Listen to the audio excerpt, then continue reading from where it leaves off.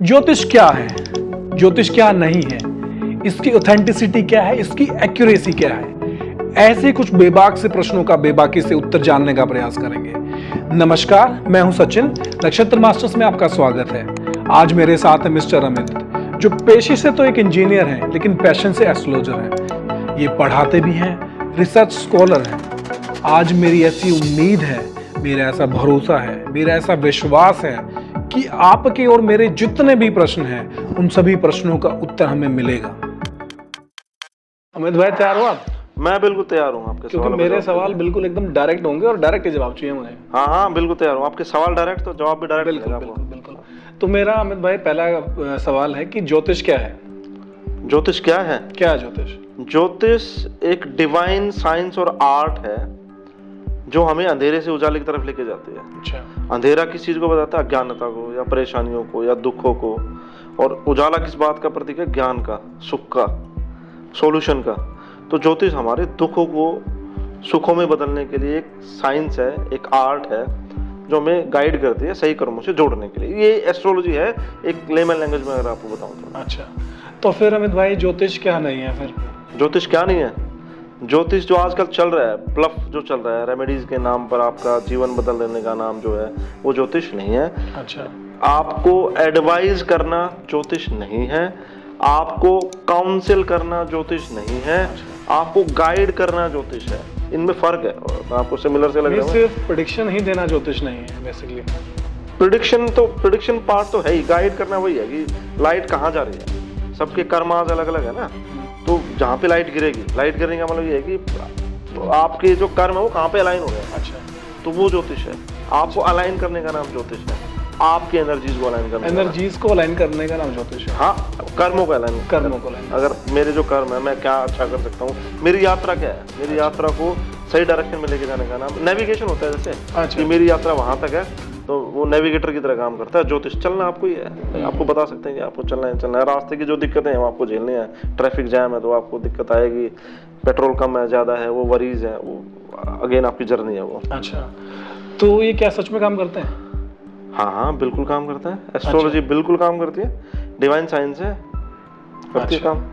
तो क्या एक्यूरेसी क्या है अमित भाई इसमें? एक्यूरेसी 100% है भाई, बिल्कुल 100% काम करती है एस्ट्रोलॉजी। और 100% मींस अगर डिटेल्स ठीक है तो 100% काम करती है। 100% काम करती है। तो मैं ऐसा क्यों कह रहा हूँ? क्योंकि आपको मेरे को ऐसा फील आ रहा है कि आप ये कहना चाह रहे हो कि प्रेडिक्शन गलत हो जाती है। बिल्कुल। हाँ, तो ये इसलिए है कि आप ये देखो कि डॉक्टर क्या सारे आपको दवाई देते तो आप ठीक ही हो जाते हैं हमेशा? कोई बीमार होता है तो, है ना, दिक्कत आती नहीं आती है कि भाई ये डॉक्टर की दवाई मेरे को ठीक लगती है, या ये उसकी ये डायग्नोसिस अच्छा है, ये डॉक्टर अच्छे से सुनता है, वो सारी बातें होती हैं। एस्ट्रोलॉजी में भी ऐसा ही है। तो मेडिकल साइंस तो अपने आप में कंप्लीट है ना, मतलब जो भी है वो अपने आप में 100% है। बिल्कुल बिल्कुल। डॉक्टर की कैपेबिलिटी, डॉक्टर का कैलिबर, उसकी क्षमता, उसका ज्ञान कम ज्यादा हो सकता है। ऐसे ही एस्ट्रोलॉजी में भी है, ऐसे ही एस्ट्रोलॉजर टू एस्ट्रोलॉजर डिपेंड करता है, किसकी कितनी नॉलेज है वो उतना अच्छा बता पाएगा। एग्जैक्टली। तो एस्ट्रोलॉजी तो अपने आप में कंप्लीट हो गया, और जो एस्ट्रोलॉजर है उसका ज्ञान कम ज्यादा हो सकता है, वो उसकी कैलिबर है। तो एस्ट्रोलॉजी अपने आप में कंप्लीट 100% है, एक्यूरेट है। अच्छा, तो इसकी ऑथेंटिसिटी क्या है अमित भाई? ऑथेंटिसिटी अगर मैं बताऊं आपको, सनातन धर्म में वेद सर्वोपरि है। और वेद का विद धातु से बना, यानी वेद मीन्स प्रकाश यानी ज्ञान। अच्छा। और वेदों को समझने के लिए, 4 वेद हमारे, चारों वेदों को समझने के लिए वेदांग की जरूरत होती है। 6 अंग हैं वेदों के: शिक्षा, कल्प, व्याकरण, छंद, निरुक्त और ज्योतिष। मोस्टली ये कर्म कांड वाले ही हैं कि जो श्लोकों का अर्थ क्या है, कर्म कांड कैसे करना है, फिर शब्दों की उत्पत्ति कैसे हुई, निरुक्त में देखा जाता है। तो ऐसे ही एस्ट्रोलॉजी भी, जिसको वेदों के नेत्र बोला गया है। अच्छा। और नेत्र से मतलब आता है विजन का, दूरदर्शिता का, देखने का। इसलिए ऋषि जो होते थे उनको सीयर भी बोला जाता है, अभी जो देख सकता है। अच्छा, दूरदर्शी जो देख सकते हैं। कि जो ज्योतिष की जो रचना है, वेदांग में जो ज्योतिष है उसकी रचना लगध ऋषि ने करी थी। अच्छा। लगध ऋषि ने हजारों साल पहले ये बता दिया था कि अर्थ की तीसरी मोशन जो है, जो वोबलिंग ऑफ अर्थ है, रोटेशन रिवोल्यूशन के बाद वोबलिंग ऑफ अर्थ भी बता दिया था। तो मैं बताने ही चाह रहा हूँ ये ऑथेंटिसिटी 100% है, क्योंकि वेदों से निकला है। और अपौरुषेय है वेद, यानी किसी पुरुष ने नहीं लिखे। पुरुष मीन्स किसी आत्मा ने नहीं लिखे, मेल फीमेल की बात नहीं कर रहे हैं यहाँ पर। तो ये आए हैं, अवतरित हुए हैं, यानी डिवाइन से है, तो 100% है ऑथेंटिसिटी, रेस्ट अश्योर्ड। अब बिल्कुल अमित भाई, आज के टाइम में जहाँ सोशल मीडिया का इतना ज़्यादा प्रचलन है, इतना ज़्यादा दूर है, तो बहुत सारे एस्ट्रोलॉजर हैं मार्केट में, सोशल मीडिया पे भी, बाहर भी आपको बहुत सारे मिलते हैं।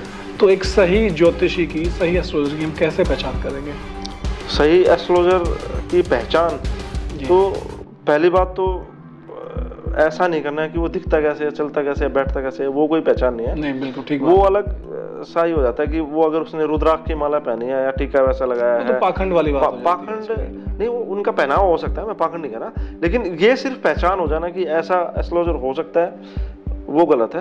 अच्छा। जो अंदर की क्वालिटीज हैं वो मैं आपको बता सकता हूँ कि जो बाहर रिफ्लेक्ट होंगी आपको, उसकी एनर्जीज क्या है, तो वो एक अच्छा ज्ञानी व्यक्ति होगा, उसको गणित की सही समझ होगी, उसको फलित की सही समझ होगी, यानी वो एस्ट्रोलॉजी अच्छे से जानता है, उसका मैथमेटिक्स अच्छा होगा। दूसरा, अच्छा लिसनर होगा वो, और आपको प्रेडिक्शंस अच्छे से देगा वो। और सबसे इंपॉर्टेंट और लास्ट में बता रहा हूँ आपको, रेमेडीज कम से कम बताएगा आपको। अच्छा। और आपको घुमाने की कोशिश नहीं करेगा, आपको ट्रू बताएगा, क्योंकि लोग नेगेटिव सुनना नहीं चाहते हैं, पॉजिटिव ही सुनना चाहते हैं। तो वो ठीक है, एक एस्ट्रोलॉजर का काम डराना ही नहीं है, लेकिन वो जो भी है एक्चुअल आपको आपके अनुसार जो भी आपका कैलिबर है सुनने का, आपके सामने रख दे। ये एक अच्छे एस्ट्रोलॉजर की पहचान है। अगर कोई जन्म पत्री आपकी कोई इवेंट उसमें नेगेटिविटी दिखा रही है उसमें, तो वो तो नेगेटिव ही चीजें बताएगा ना आपकी। हाँ, उसको बताना चाहिए। कई बार लोग देख नहीं पाते हैं, वो बताना नहीं चाहते हैं, तो वो एक गलत हो जाता है। इसलिए फिर वेरिएशन आता है कि उसने ऐसे बताया, उसने ऐसे बताया। तो जो जैसा दिख रहा है वैसा आप बता देना चाहिए। असल में तो ये है कि उसको सही रास्ते पे लेके आना है, ट्रैक पे लेके आना है। जैसे डॉक्टर के पास गए तो बीमारी को ठीक करना है, सही ट्रैक पे ले आया उसकी फिजिकल स्टेट को उसकी। तो आपकी जो यात्रा है उसको, कर्मों की जो यात्रा है उसको सही ले आए कि भाई नेगेटिव टाइम है तो अच्छे से रहना है, तेरे को थोड़ा ध्यान से रहना है, ड्राइव अच्छे से करना है। और अगर पॉजिटिव टाइम है तो भाई एडवेंचर करो लाइफ में, रिस्क लो, आप पूरा लो खुल के। मीन्स अगर आप ये कहना चाह रहे हो कि अगर किसी की लाइफ में कोई बंदा किसी एस्ट्रोलॉजर के पास गया, उसने बताया कि ये तेरा पर्टिकुलर टाइम पीरियड ये तेरा खराब है, तो उसकी आप उस टाइम में आपको प्रिकॉशंस लेने हैं, और जो आपका अच्छा टाइम है या फिर जो आपका बेहतर टाइम है उसमें आप एक तरीके से खुल के खेल सकते हो, आप कुछ ब्रेव डिसीजन ले सकते हो। एग्जैक्टली। अच्छा। उसमें ये है कि जैसे उसका अच्छा टाइम है तो उसको कुछ रिस्क लेना चाह रहा है वो लाइफ रिस्क। हाँ बिल्कुल भाई, फाइनेंशियल रिस्क की बात हो रही है या कुछ आगे खेलना है उसको, मतलब कुछ भी किसी भी फ्रंट पे उसको कुछ करना है, कुछ डिसीजन लेना पड़ा है, कुछ कर सकता है। मेजर इवेंट है, चाहे वो मैरिज का पार्ट है, डिस्प्यूट्स का पार्ट है, फाइनेंशियल का पार्ट है, करियर का पार्ट है, कुछ चेंज करने का पार्ट है, कहीं से रहने के लिए उसको चेंज करना है, तो मेजर डिसीजंस शुभ समय में लिया जाए तो ठीक रहता है एज पर एस्ट्रोलॉजी मैं बता रहा हूँ आपको। अच्छा। तो उसके डिसीजन जो होंगे ना वो सही गिरेंगे हमेशा। वो कुछ भी ले लेगा, सही समय होगा ना, कुछ भी करेगा ठीक हो जाएगा। बिल्कुल ठीक बात है। अगर समय ठीक है तो कुछ भी करेगा वो उसमें कामयाब हो जाएगा, अगर समय ठीक नहीं है तो कुछ भी कर लेगा तो भी उसका नहीं चल पाएगा, वो दिक्कत रहेगी उसको। तो यही अलाइन करने का नाम है, उसको एक अवेयरनेस रहेगी कि भाई मेरे को कब थोड़ा सा रुक के खेलना है, कब मेरे को फ्रंट फुट पे खेलना है। यही बिल्कुल यही बात है। बिल्कुल। अच्छा, एक चीज बताइए मेरे को, कोई भी बंदा अगर परेशान है, मुझे नहीं लगता वो किसी एक एस्ट्रोलॉजर के पास जाके रुकता है, वो उसको वेरीफाई करने के लिए दूसरी जगह भी जाता है। आई बिलीव सो कि वो जाता है बिल्कुल। एक एस्ट्रोलॉजर ने उसको कुछ बताया, कोई प्रेडिक्शन दी, और वो ही उसी प्रॉब्लम के लिए वो दूसरे किसी एस्ट्रोलॉजर के पास गया, उसने उसको अलग प्रेडिक्शन दी, इनफैक्ट उसने रेमेडीज भी अलग अलग बताई। तो वो बंदा जो पहले से परेशान है वो और ज्यादा परेशान हो जाता है इन दोनों की बात सुनकर। तो इस विषय में आप क्या कहोगे? आप उसको किसकी बात माननी चाहिए और कौन सी रेमेडी उसको करनी चाहिए? पहले तो आपको पहचान करने की बात करी थी अभी हमने, जो अच्छे एस्ट्रोलॉजर की पहचान कैसे करनी है। तो नॉर्मल बंदा कैसे कर पाएगा उसको? जैसे आपने बताया कि वो मतलब कपड़ों से फर्क नहीं पड़ता या फिर उसकी नॉलेज देखनी चाहिए, लेकिन जो बंदा लेमैन है, जिसको नहीं पता ज्योतिष के बारे में, वो कैसे जज कर पाएगा इस चीज? नहीं, वो तो जज ऐसे होगा कि वो उसके पास गया जी, उससे बातचीत करी उसने, तो उसके प्रेडिक्शन मैच होंगे, पास्ट के इवेंट मैच करेगा वो। अच्छा, पास्ट के इवेंट्स भी मैच? हाँ, पास्ट के बारे में प्रेडिक्ट किया जा सकता है, आप ये बोल रहे हो? बिल्कुल करा जा सकता है। मेरा बुरा पैच कब था, वो किस रिगार्डिंग खराब था, हेल्थ के लिए खराब था, अच्छा, या मेरी हेल्थ के लिए खराब था, या मेरे एजुकेशन के लिए खराब था, या मेरी मैरिड लाइफ के लिए खराब था, वो मैच होगा तभी तो प्रेजेंट मैच होगा, और तभी फ्यूचर प्रेडिक्ट किया जा सकता है। ओके। तो पहली बात तो प्रेडिक्शन भी आगे रुक गई। ओके। जब उसकी प्रेडिक्शन 80-90% से ऊपर है, यानी प्रेडिक्शन वाला पार्ट उसका ठीक है। ओके। दूसरी बात, रेमेडीज की बहुत सारी लेयर्स हैं। रेमेडीज एक तो कम बताने वाला बंदा ठीक रहेगा, बिल्कुल कम मान से लेना कम। इस बात, कम से कम जिसने बताया ना, अच्छा डॉक्टर कम से कम दवाई देगा आपको, ओके, ताकि वो सर्जिकल एकदम पिन पॉइंट जाके एग्जैक्ट जो बीमारी है उसी का इलाज करेगा, उसी की दवाई ना कि देगा। आलतू फालतू की चीज़। बिल्कुल बिल्कुल बिल्कुल। तो उसमें यही है कि वो आपको रेमेडीज कम बताएगा। अब रेमेडीज की बहुत सारी लेयर्स हैं, उसको एक तो जो करने वाला है वो किस श्रद्धा के साथ करा है, और श्रद्धा का कोई क्या इंटेंशन है उसका? मेजरमेंट नहीं है कोई, मतलब तो 100% डिवोशन के साथ करे जाने चाहिए। उसका टाइम फ्रेम है, फिर उसके साथ रूल रेगुलेशन आते हैं। जब आप कोई कर्म या कोई रेमेडी इच्छा प्राप्ति के लिए करते हो तो उसमें रूल रेगुलेशन सारे लगते हैं, फॉलो करना पड़ता है आपको। जैसे बीमारी हुई तो मेरे को ये नहीं खाना, वो नहीं खाना, मतलब वो का सिर्फ ऐसा नहीं कि करने को कर लिया, उसमें आपको रूल्स फॉलो करने पड़ेंगे, एक प्योर इंटेंशन के साथ आपको करनी पड़ेगी। हाँ तभी वो उसको तभी वो होगी। लेकिन वो कौन सी रेमेडीज आपके लिए काम करेंगी, कौन सी नहीं करेंगी, कौन सी मिक्स काम करेंगी, पहली लेयर तो ये होगी। दूसरी लेयर ये कि आपके लिए कौन से टाइप की रेमेडी काम करेगी, दान वाली काम करेगी, स्टोन वाली काम करेगी, कहीं पे जाके स्नान करने वाली काम करेगी, कहीं पे जाके किसी मंदिर में जाके आप प्रार्थना करते हो तो वो काम करेगी, या घर में बैठ के मेडिटेशन करना है वो काम करेगा आपके लिए। तो आपको वो सारी एनालिसिस करके जब आपको रेमेडीज बताए जा सकते हैं, और वो भी कम से कम, क्योंकि इवेंट अगर होना ही है तो कोई भी रेमेडी कर लो। आपने जो कर्म ऐसे किए हैं जो दृढ़ है, तो आपको भोगने ही भोगने हैं, तो वो टाइम आपको उसमें रेमेडीज काम नहीं, उसमें रेमेडीज मिनिमल काम करते हैं, काम ही नहीं कर पाते उसमें। तो वो तो निकालना पड़ेगा आपको, कुछ कर्मों की जो सजा आपको लेनी पड़ती है, करनी पड़ती है, जो इंटेंशन। तो उसमें पूर्व जन्म के कर्म भी आ जाते हैं। एग्जैक्टली। क्योंकि छोटा सा बच्चा पैदा हुआ है वो ब्लाइंड है, छोटा सा बच्चा पैदा उसको कैंसर है, छोटा सा बच्चा पैदा हुआ है वो ऑटिज्म है उसको, या उसको आपने देखा होगा कि मेंटली रिटार्ड रहते हैं बच्चे, तो उन्होंने क्या गलत किया किसी के साथ में? अच्छा, तो हमें तो ये लगता है कि कुछ गलत हुआ है क्योंकि हम तो उस टाइम फ्रेम को देख रहे हैं, लेकिन भगवान या फिर जो भी सत्ता इस दुनिया को देख रही है उसके पास तो सारा टाइम फ्रेम है, पीछे कुछ गलत हुआ है तो अभी उसको मिल रहा है। तो जो आज के टाइम में जो सफर कर रहा है वो उसके पूर्व जन्मों के कारण आज जो सफर कर रहे हैं, अभी के भी कर्म, पूर्व जन्म के भी कर्म, सारे एल्गोरिदम साथ में चलते हैं, क्योंकि कोज एंड इफेक्ट वाली बात आती है यहाँ पर, क्योंकि जो आपने किया है वैसा आपको रिजल्ट मिलेगा। Law of causality, law of Karma बोलते हैं इस चीज को। तो ये तो है ही है, बिल्कुल ही है। तो मैं वही कहना चाह रहा था कि कोई कर्म ऐसे हैं जिनका इलाज ही नहीं है, भाई आपको करना ही करना है। इलाज मींस कितनी भी रेमेडी कर लो आपको करना ही होना ही होना है, उसमें रेमेडीज कुछ करेंगे नहीं करेंगे। दूसरा ये कि किसमें काम कर सकते हैं, कुछ राशियां, कुछ ग्रह, कुछ नक्षत्र के टाइप ऐसे बनते हैं जहाँ पर तुरंत काम हो जाएगा, आपको लगा 1 दिन में काम हो गया, 2 दिन में काम हो गया। तो इवेंट आपके होने ही होंगे शायद, वो ऐसे कर्म होंगे जो नलिफाई आप कर सकते हो, पश्चाताप कर सकते हो आप, है ना, तो वो तुरंत रेमेडीज करके आपको फायदा मिल जाएगा उसका। ऐसा नहीं कि आपने कुछ गलत कर्म कर लिया और मैं पूजा पाठ करूँ ठीक हो जाए, ऐसा नहीं है। वो तुरंत आपको कुछ है, आपको सिर में दर्द हो, आपने दवाई ली ठीक हो गया आपका, तो वो ऐसे ही है। पेट में दर्द हुआ, दवाई ली ठीक हो गया, आपने थोड़ा सा 1 दिन में ठीक हो गया। टाइफाइड हुआ 15 दिन चलेगा, तो ऐसा नहीं है, मतलब और कुछ और लंबी बीमारी इनक्योरेबल है तो सालों साल भी चल सकती है।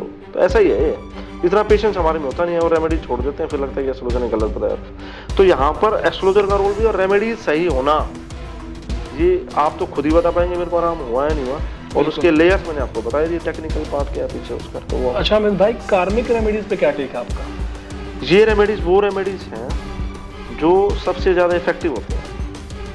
आजकल आप इस चीज को एक्सप्लेन करो थोड़ा। हाँ, मैं ये बताने की कोशिश कर रहा था आपको, रेमेडीज वो सबसे ज्यादा काम करेंगे जो आप स्वयं अपने आप से करते हैं, खुद से करोगे तो आपने आउटसोर्स कर दिया कि मैं राहु के मंत्र कराने, मेरे को गुरु के मंत्र कराने, गुरु की माता किसी ने बता दिया, या लोग आजकल पढ़ा है कि महामृत्युंजय का मंत्र करा लो, या फिर गायत्री पाठ करा लो, या कुछ भी करा लो। आप जो काम आप स्वयं से करेंगे वो आपके लिए सबसे अच्छा काम करेगा।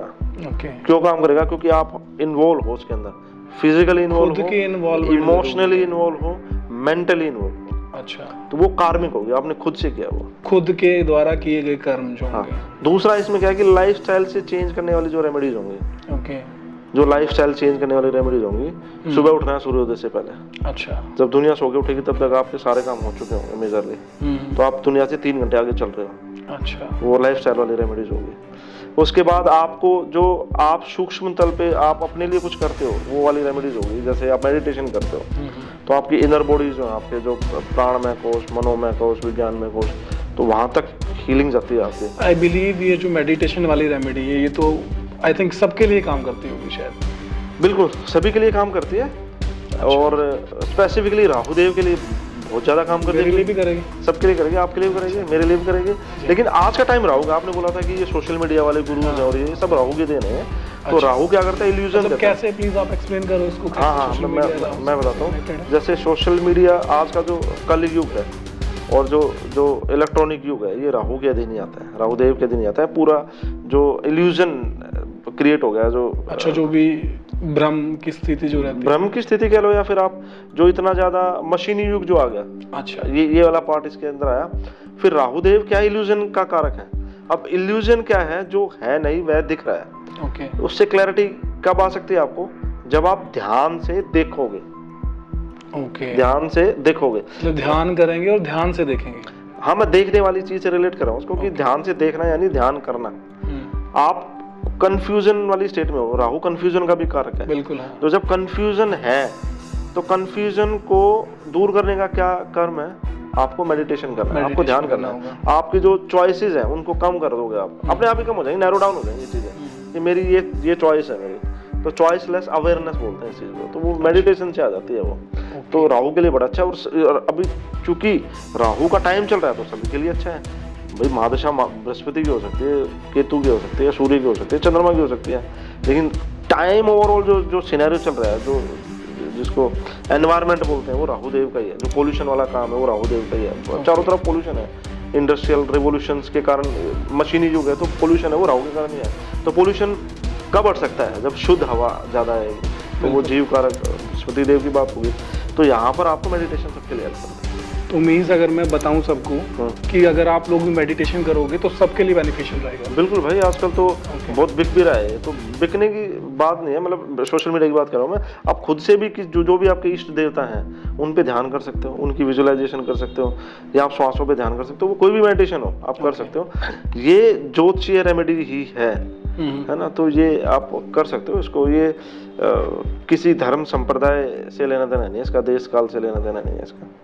अच्छा, इसी से जुड़ा हुआ मेरा अगला प्रश्न है कि नजर दोष क्या है? नजर दोष नजर दोष जो है वो, आप ये देखिए कि जब आपका ऑरा वीक हो जाता है, तो दूसरे की इन्फ्लुएंस करती है आपको एनर्जी। आपकी फ्रीक्वेंसी जब डाउन रहती है, हाँ, आपके एनर्जी का लेवल कम है, तो बाहर की जो एनर्जीज है वो तो हमेशा ही मौजूद है, नेगेटिव एनर्जीज, पॉजिटिव एनर्जी।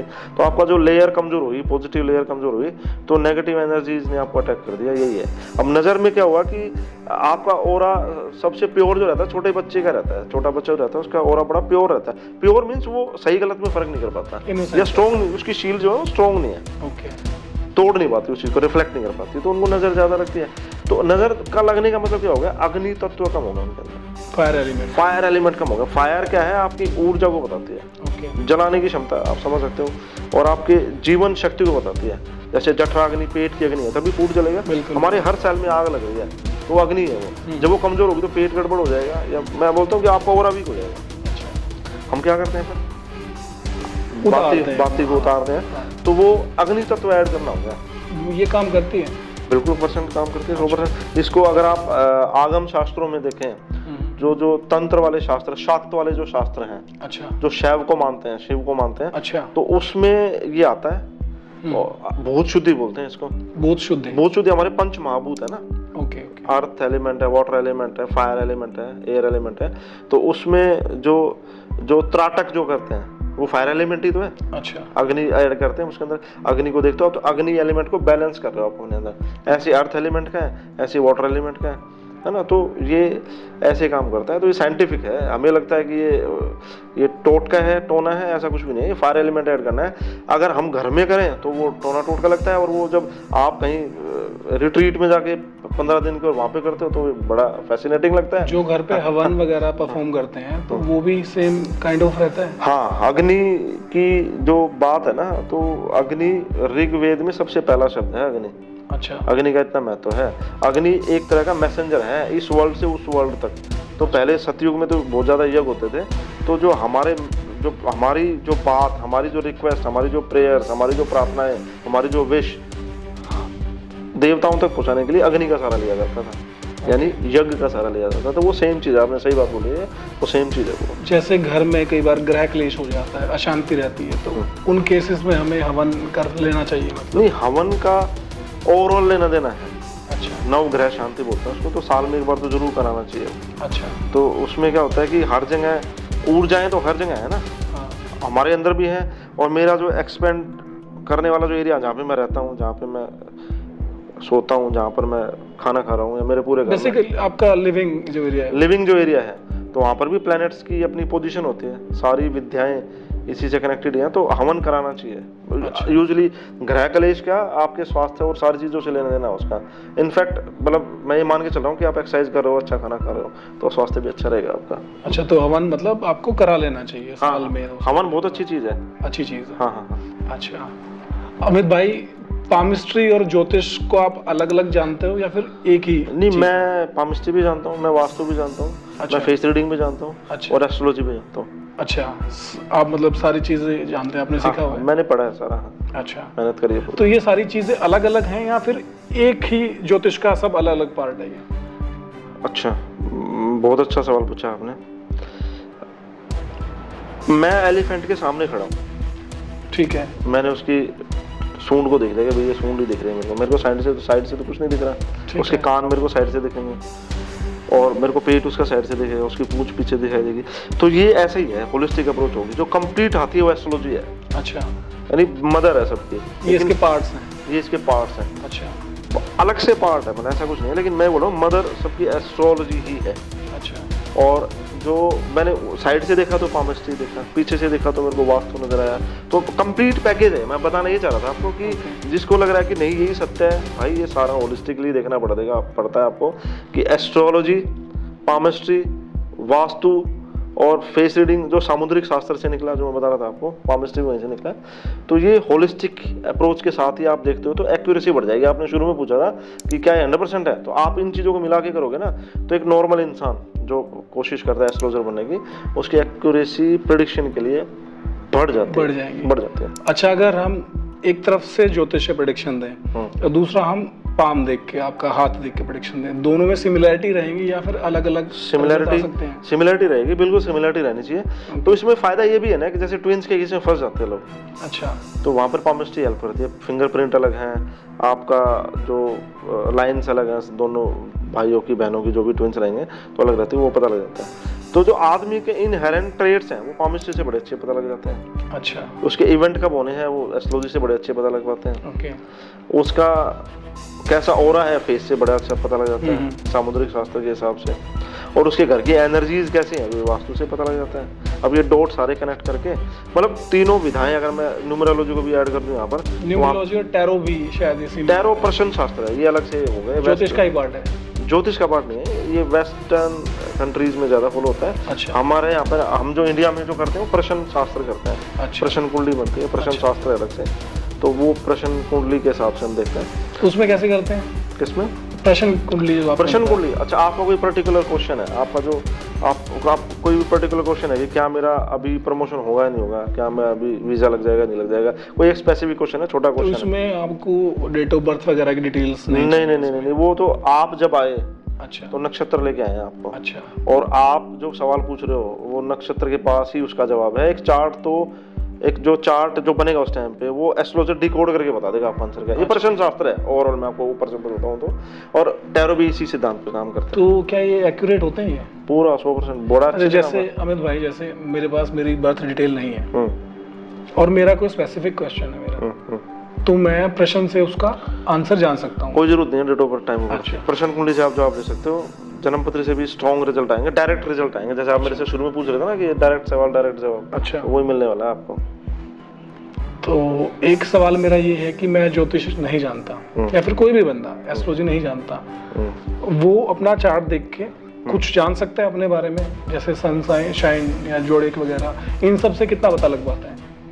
नहीं, ये जनरल पता लगता है इनसे। जो राशियों की प्रेडिक्शन की बात कर रहे हो, राशियों की प्रेडिक्शन? नहीं, वो कुछ भी नहीं होता भाई। ये एक्चुअली राशि तो 8 बिलियन लोग हैं यहाँ पे, 800 करोड़ लोग हैं इस दुनिया में, 12 राशियाँ, तो 65-66 करोड़ लोग एक जैसे। चीज़ें पैटर्न में मिलती हैं, चीज़ें प्रोग्रेशन में मिलती हैं, सिमिलरिटी हो सकती है लोगों में, लेकिन हर आदमी तो यूनिक है। हम तो अभी बात कर रहे थे पामिस्ट्री के अंदर, तो हाँ, भाग्य की इस जैसा वाली कैसे बात होगा? मैं आज दक्षिण दिशा की तरफ जाऊंगा, 60 करोड़ आदमी चल पड़ेंगे उस तरफ, ऐसा नहीं होगा ना भाई। मतलब ये जनरल सी चीजें हैं तो जो बहुत जेनरिक है, जनरल है, कोई लेना देना नहीं है उसका प्रेडिक्शन से। तो उस पर कम विश्वास किया जाना चाहिए, ना ही करना चाहिए, क्योंकि वो आपके नॉलेज के फटे हाल को बता रहा है कि वो राशि बेस्ड प्रेडिक्शन जो आप कर रहे हो। चलती तो बड़ी अमित भाई, चलती न्यूज़ में, मैगजीन्स में। चलती वो है क्योंकि लोग दिखाते हैं आपको, अच्छा। और लोग फिर पढ़ने लगते हैं उसको, और ऑटोमेटिकली हमारा ब्रेन ऐसा होता है कि जब हम किसी चीज़ को बोलते हैं तो अपने आप पिक कर लेता है कि हाँ ये तो ठीक है। अच्छा। मेरे साथ आज तो मेरे को छींक आई थी तो मेरी तबीयत खराब होने से बच गया। तो आपको वैसे देखना है उसको। प्रेडिक्शन जो होगी ना वो पर्टिकुलर प्रिसाइज आपके सेंटर्ड होके रहेगी, तो वो प्रेडिक्शन होती है। प्रेडिक्शन होगी जो मेरे लिए होंगी, आपके लिए होंगी, जनरल चीजें नहीं होंगी। जनरल चीजें नहीं होंगी उसको। अच्छा, एक लाइटर नोट पे अमित भाई क्वेश्चन है कि आपको नहीं लगता कि जब ये इतनी डिवाइन साइंस है और इतनी ही मतलब इसमें स्पिरिचुअल चीज है, तो आपको नहीं लगता है कि फ्री में होना चाहिए, एस्ट्रोलॉजर के फ्री में प्रेडिक्शंस देने चाहिए? ओके, एक डॉक्टर फ्री में इलाज करता है, ऑपरेशन करता है? नहीं, लेकिन वो डिवाइन तो नहीं है। नहीं, वो डिवाइन क्यों नहीं है? वो एक आप किसी की हेल्थ को ठीक करने की कोशिश कर रहे हो, आप तो डिवाइन कोच ही तो है ना, आप किसी मजबूर इंसान की मदद कर रहे हो। एक लॉयर फ्री में केस लड़ता है आपका? नहीं लड़ता ना। डॉक्टर, आप प्राइवेट हॉस्पिटल में जाते हो, बड़े बड़े हॉस्पिटल में जाते हो, तो क्या वो आपका इलाज फ्री में करता है?